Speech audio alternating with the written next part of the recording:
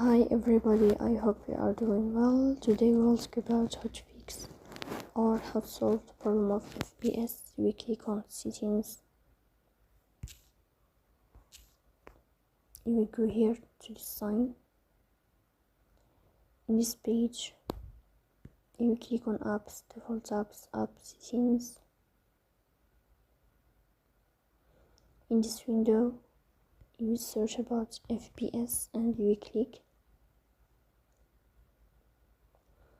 Here in this page of app info, you will click on first stop and you will click OK.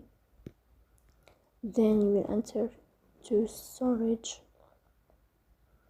Here you will click on clear cache. Then you will turn off your you will turn on your airplane mode and you will turn off your airplane mode.